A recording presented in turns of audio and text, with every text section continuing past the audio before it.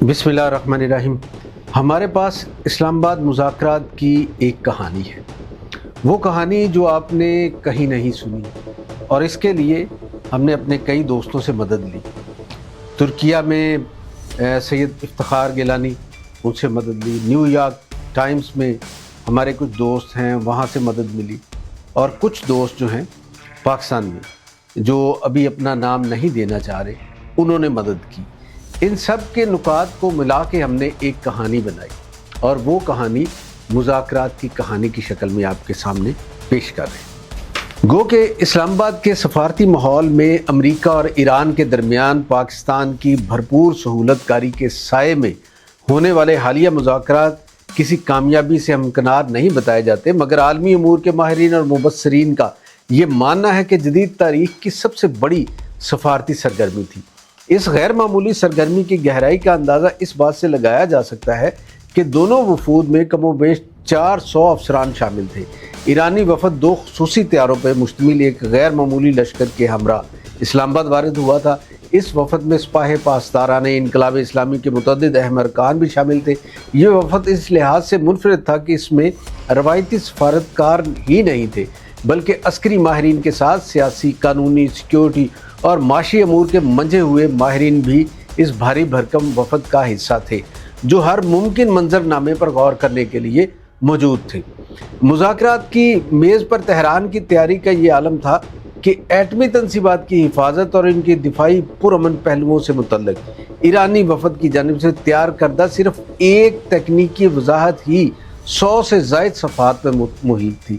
یہ ضخیم دستاویز اس بات کی گواہی دے رہی تھی کہ ایرانی حکام اس سے کسی بھی قسم کے ابہام کی گنجائش نہیں چھوڑنا چاہتے تھے، اور ہر تکنیکی نقطے پر اپنا دفاع کرنے کے لیے مکمل طور پر لیس ہو کر آئے تھے۔ دوسری طرف واشنگٹن نے بھی اس عمل کو معمولی نہیں لیا تھا۔ امریکہ کی جانب سے نائب صدر JD وینس خود اس مشن کی قیادت کر رہے تھے، اور ان کے ہمراہ تقریباً 300 دیگر افسران اور ماہرین پر مشتمل ایک بڑا وفد اسلام آباد پہنچا تھا۔ JD وینس نے ان مذاکرات کے حساس ترین مراحل کے دوران صدر ڈونلڈ ٹرمپ سے کم از کم 1 درجن مرتبہ رابطہ کیا۔ صرف یہی نہیں، بلکہ امریکی نائب صدر نے ایک بار اسرائیل کے وزیر اعظم بنجامن نیتن یاہو سے بھی براہ راست گفتگو کی، جس کا ممکنہ مقصد علاقائی خدشات کو دور کرنا تھا۔ تاہم سفارتی حلقوں میں یہ بات دعوے کے ساتھ کہی جا رہی ہے کہ اسی گفتگو کے بعد امریکی وفد کا رخ سخت ہو گیا اور مذاکرات تعطل کا شکار ہوئے۔ ویسے اس مقام پر یہ توقع رکھنا شاید حد سے زیادہ پر امیدی اور غیر حقیقی ہوتا کہ ویانا میں سن 2013 سے 15 کے درمیان ہونے والے جوہری معاہدے کے پیچیدہ مسائل جو 2 سال کی طویل تگ و دو کے بعد حل ہوئے تھے، انہیں اسلام آباد کی ایک ہی نشست میں مکمل طور پر سمیٹ لیا جائے گا۔ تاہم یہ نشست اس لحاظ سے اہم رہی کہ اس نے مستقبل کے لیے ایک واضح سمت کا تعین کر دیا۔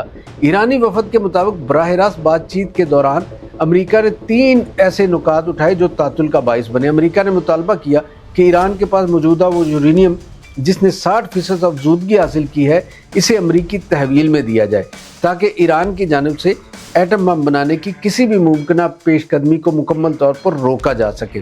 سفارتکاروں کے مطابق ایران اس افزودہ یورینیم کو کسی اور ملک کی تحویل میں دینے پر رضامند ہو سکتا ہے۔ اسی طرح وینس نے ایرانی وفد کو مشورہ دیا کہ وہ لبنان میں حزب اللہ، عراق میں حشد الشعبی، یمن میں حوثی اور فلسطین میں حماس کی حمایت بند کر دے۔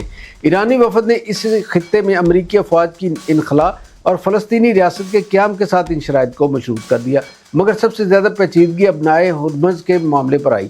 ایران مستقل جنگ بندی کے بغیر اسے کھولنے پر رضامندی ظاہر نہیں کی۔ یہ بھی بتایا جاتا ہے کہ امریکہ نے اس آبی گزرگاہ سے گزرنے والے جہازوں سے وصول کیے جانے والے محصول میں شراکت کی خواہش کا اظہار کیا۔ سوشل میڈیا پر اس کا عندیہ صدر ٹرمپ پہلے ہی دے چکے تھے۔ امریکہ اور ایران کے درمیان حالیہ دنوں میں جو جنگ بندی یا کشیدگی میں کمی کا تاثر ابھرا، وہ محض کسی ایک دن کی سفارتی کامیابی کا نتیجہ نہیں تھا، بلکہ یہ پس پردہ جاری رہنے والے ان پیچیدہ روابط، شدید علاقائی دباؤ اور عالمی طاقتوں کے حساب کتاب کا ثمر تھا، جو کئی ہفتوں سے پردے کے پیچھے جاری تھے۔ اس پورے عمل میں خلیجی ممالک کی بڑھتی ہوئی تشویش اور چین کی بظاہر خاموش مگر انتہائی گہری حکمت عملی بھی پوری شدت کے ساتھ کار فرما رہی۔ سابق بھارتی خارجہ سیکرٹری وجے گوکھلے کے مشاہدات کے مطابق بیجنگ نے اس پورے کھیل میں خود کو انتہائی دانستہ طور پر براہ راست تنازع سے دور رکھا تاکہ وہ اس تصادم کے نتیجے میں پیدا ہونے والے طویل المدتی اسٹریٹجک مفاد کو سمیٹ سکے۔ گوکھلے کا یہ تجزیہ فکر انگیز ہے کہ چین ایک صبر آزما قوت ہے جو ہر قدم 100 بار سوچ کر اٹھاتی ہے۔ بیجنگ کی پالیسی یہ رہی ہے کہ وہ کسی بھی نازک صورتحال پر فوری یا جذباتی رد عمل دینے کی بجائے اس کے دورس مضمرات کا انتہائی گہرائی سے جائزہ لیتا ہے۔ وجے گوکھلے کے تجزیے کے مطابق جدید ترین ٹیکنالوجی اور بے پناہ عسکری برتری کے باوجود امریکہ اپنے سے کہیں چھوٹے پرعزم حریف کو جلدی شکست دینے میں ناکام رہا۔ یہ ایک ایسا پہلو ہے جو خاص طور پر چین کے لیے بہت اہمیت رکھتا ہے، کیونکہ بیجنگ مستقبل قریب میں تائیوان کے تناظر میں اسی نوعیت کے چیلنجز کا سامنا کر سکتا ہے۔ اگر اس پورے بحران میں پاکستان ایک باضابطہ متحرک اور سہولت کار کے طور پر سامنے آیا ہے تو پس پردہ سفارتکاری کے مضبوط ستونوں میں چین کے ساتھ ساتھ ترکیہ، قطر اور عمان بھی بھرپور طریقے سے سامنے آئے۔ فرق صرف یہ تھا کہ پاکستان کا کردار ایک نمایاں سہولت کار تھا، وہیں ترکیہ کا کردار زیادہ خاموش، تہ دار تھے اور بیک وقت کئی دائروں میں متحرک تھا۔ ترکیہ نے اس بحران کا آغاز ہی میں اپنی 2 ترجیحات نہایت واضح کر دی تھی۔ اول، اس تصادم کو ایک مکمل علاقائی جنگ بننے سے روکا جائے۔ دوم، اس کا مرکز خلیجی صف بندی بننے کے بجائے واشنگٹن اور تہران کے درمیان محدود رکھا جائے۔ یہی وہ تصویراتی فریم ورک تھا جس کے اندر رہتے ہوئے ترک وزیر خارجہ حقان فیدان اور صدر رجب طیب اردوان کی سفارتکاری نے دن رات کام کیا۔ یہاں سب سے اہم اور نمایاں حقیقت یہ ہے کہ حقان فیدان صرف 10 دنوں کے قلیل عرصے میں 150 سے زیادہ ٹیلی فون رابطے کیے۔ ان دنوں میں فیدان نے امریکی حکام، ایرانی قیادت، پاکستانی ارباب اختیار اور خلیجی وزرائے خارجہ سمیت دیگر علاقائی دارالحکومتوں کے ساتھ مسلسل رابطہ استوار رکھا۔ اسی طرح صدر رجب طیب اردوان نے بھی غیر معمولی سفارتی سرگرمی دکھائی۔ انہوں نے بذات خود 20 سے زائد عالمی رہنماؤں سے براہ راست رابطے کیے اور بعض رپورٹوں کے مطابق ان کے فالو اپ اور ثانوی سفارتی گفتگو کی تعداد 50 کے قریب بتائی جا رہی۔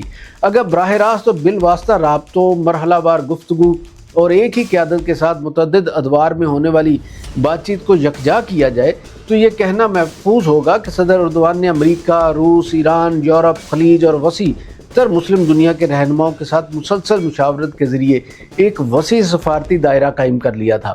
انہوں نے Donald Trump, Vladimir Putin, Masoud Pezeshkian اور ایمانوئل میکرون سمیت برطانیہ اور یورپ کی دیگر قیادتوں کے، قطر کے امیر، سعودی ولی عہد، اماراتی صدر اور عمانی سلطان سمیت متعدد مسلم اور علاقائی رہنماؤں سے تفصیلی بات چیت کی۔ ان رابطوں کا مقصد ایک ایسا بین الاقوامی ماحول پیدا کرنا تھا جس میں جنگ بندی محض ایک وقفہ نہ رہے بلکہ ایک دیر پا سیاسی عمل کا دباچہ بن سکے۔ ترکیہ کے اس پورے کردار کی سب سے زیادہ انفرادیت اس کی انٹیلیجنس ڈپلومیسی تھی۔ جہاں وزارت خارجہ کی رسمی سفارتکاری جاری تھی، وہیں ترکیہ کے انٹیلیجنس ادارے MIT نے بھی پس پردہ ایک کلیدی کردار ادا کیا۔ یہی وہ ادارہ ہے جو مغربی انٹیلیجنس حلقوں، ایران کے پاسدارانہ انقلاب اور بعض حالات میں اسرائیلی سیکیورٹی حلقوں تک رسائی کی صلاحیت رکھتا تھا۔ یہی وجہ ہے کہ ترکیہ بیک وقت متضاد اور باہم متخاصم فریقوں کے درمیان رابطہ قائم رکھنے میں کامیاب رہا۔ یہ کردار اس لحاظ سے بھی نہایت اہمیت کا حامل تھا کہ جنگ کے دوران صرف براہ راست حملوں کو روکنا کافی نہیں ہوتا بلکہ غلط فہمیوں کا ازالہ کرنا اس سے کہیں زیادہ ضروری ہو جاتا ہے۔ ترکیہ نے ایران کو بعض اہداف کے انتخاب کے بارے میں قبل از وقت تنبیہات پہنچائی اور خلیجی دارالحکومتوں کو تحمل کی تلقین کی۔ عید کے پچھلے دن حقان فیدان کا ریاض، دوحہ اور ابوظبی کا ہنگامی دورہ محض کوئی علامتی دورہ نہیں تھا بلکہ یہ ایک ایسی سفارتی ہنگامی مشق تھی جس کے بارود کے ڈھیر کو جس نے چنگاری لگنے سے بچا لیا۔ خلیجی ریاستوں اور ترکیہ کے لیے یہ موجودہ جنگ محض ایک جغرافی تنازع نہیں بلکہ ایک وجودی سوال بن چکی ہے۔ ایک طرف اسرائیل خواہش رکھتا ہے کہ ایران کا انہدام ہو جو بظاہر ایک حریف کے خاتمے کا تاثر تو دیتی ہے مگر حقیقت میں یہ ایک ایسی ہولناک خلا کو جنم دے سکتی ہے جس کے تصور نہیں کیا جا سکتا۔ عراق، لیبیا اور شام کی مثالیں ان کے سامنے ہیں جہاں ریاستی ڈھانچے کے ٹوٹنے کے بعد پیدا ہونے والا انتشار پورے خطے کو اپنی لپیٹ میں لے چکا ہے۔ دوسری طرف ایک مضبوط اور مزاحم ایران کا تصور بھی خطے کے ممالک کے لیے کم خطرناک نہیں۔ ایک ایسا ایران جو مسلسل عالمی دباؤ کے باوجود سینہ تان کر کھڑا ہے، وہ نہ صرف اپنی پوزیشن کو مزید مستحکم کرے گا बल्कि खित्ते में अपने असर रसूख को बढ़ाने की भरपूर कोशिश भी करेगा। खलीजी रियासतों के लिए ये एक ऐसा पेचीदा मंजरनामा है जिसमें फ़िलहाल कोई वाज़ेह रास्ता नज़र नहीं आता। ये कशीदगी दरअसल कोई नई नहीं और इसे सिर्फ 1979 के इस्लामी इनकलाब के तनाज़ुर में देखना एक सतही तज्ज़िया होगा। हकीकत यह है कि ईरान और खलीजी रियासतों के दरमियान रकाबत की जड़ें इससे कहीं पुरानी हैं। शाह ईरान के दौर में भी जब ईरान अमेरिका का करीबी इत्तेहादी था, खलीजी ममालिक इसे शक की नज़र से देखते थे। इसकी वजह नज़रियाती नहीं बल्कि जोग्राफियाई और अस्करी थी। ईरान का हुज्जम, इसकी आबादी और इसकी फ़ौजी सलाहियत इसे एक फितरी इलाकाई ताकत बनाती थी और यही वो चीज़ थी जो इसके पड़ोसियों के लिए हमेशा बाइस तशवीश रही। इस्लामी इनकलाब ने इस कदीम रकाबत को एक नया नज़रियाती रंग ज़रूर दिया, मगर इसकी बुनियादें पहले से मौजूद थी। जब ये जंग शुरू हुई तो खलीजी दारुल हुकूमतों में एक मोहतात उम्मीद पाई जाती थी कि शायद ये शदीद दबाव ईरान को कमज़ोर कर दे, अगरचे उसे मुकम्मल तौर पर तबाह नहीं करेगा। लेकिन जैसे जैसे जंग तूल पकड़ती गई, ये उम्मीद एक गैर यकीनी सूरत हाल में तब्दील होती गई। ईरान की गैर मुतवक्किल मुज़ाहमत और अमरीकी पॉलिसी की मुबहम नोयत ने इस तनाज़े को एक नए, खुले और इंतहाई पेचीदा मरहले में दाखिल कर दिया है। अब खलीजी पॉलिसी साज़ों के जहन में ये एहसास भी जगह बना रहा है कि शायद खित्ते में अमेरिका की मौजूदगी का बुनियादी मकसद इनका तहफ़्फ़ुज़ नहीं बल्कि इसराइल के मुफादात का तहफ़्फ़ुज़ है। ये सोच ना सिर्फ सियासी बल्कि सफारती सतह पर भी एक बड़ी हिकमत अमली की तब्दीली का बाइस बन सकती है।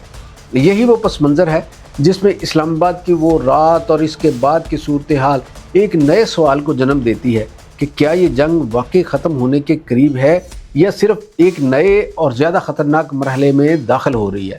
ये तमाम हालात इस बात की तरफ वाज़ेह इशारा करते हैं कि ये जंग अपने इख्तिताम की तरफ नहीं बल्कि एक नई शक्ल में ढल रही है। यहाँ ताकत और सफारतकारी एक दूसरे के साथ साथ चल रहे हैं और हर पेशरफ अपने अंदर एक नई पेचीदगी लिए हुए है। इसराइल के लिए ये सूरत हाल एक भयानक ख्वाब से कम नहीं है। तल अबीब के लिए असल चैलेंज सिर्फ ईरान की एटमी सलाहियत नहीं बल्कि वो इलाकाई असर और रसूख है जो तेहरान ने दहाइयों की मेहनत से कायम किया है। इस्लामाबाद में होने वाली पेशरफ्त ने इसराइल को इस खदशे में मुब्तला कर दिया है कि शायद अमेरिका अब किसी वक्त मशरिक़ वस्ता में अपने पुराने इत्तेहादियों की बजाय सियासी हकीकत पसंदी यानी रियल पॉलिटिक्स को तरजीह देते हुए तेहरान के साथ किसी बड़े समझौते की तरफ बढ़ने की कोशिश कर सकता है। वाशिंगटन इस वक्त एक दोराहे पर खड़ा है। एक तरफ इसके दरीना इत्तेहादी इसराइल और खलीजी ममालिक हैं जिनकी सलामती का वो ज़ामन रहा है, और दूसरी तरफ एक बदलती हुई आलमी हकीकत है जहां चीन और रूस जैसे हरीफ खित्ते में अपना असर रसूख बढ़ा रहे हैं। अमेरिका के लिए तेहरान के साथ किसी भी किस्म की मुफाहमत का मतलब अपने इत्तेहादियों के एतमाद को ठेस पहुंचाना है, लेकिन जंग का तसलसल खुद अमरीकी मुफादात और आलमी इस्तेहकाम के लिए भी ख़तरा बनता जा रहा है। अमरीकी मईशत और आलमी इस्तेहकाम के लिए ये जंग एक बड़ा ख़तरा बन चुकी है। ताकत का तवाज़ुन बदल चुका है और अब दुनिया को एक ऐसे मशरिक़ वस्ता के साथ जीना सीखना होगा जहां तेहरान एक ऐसी हकीकत है जिसे जुटलाया नहीं जा सकता। ये जंग शायद अपने वजूद में ख़त्म हो रही हो, लेकिन इसके सियासी और तस्वीराती असरात कई दहाइयों तक महसूस किए जाते रहेंगे।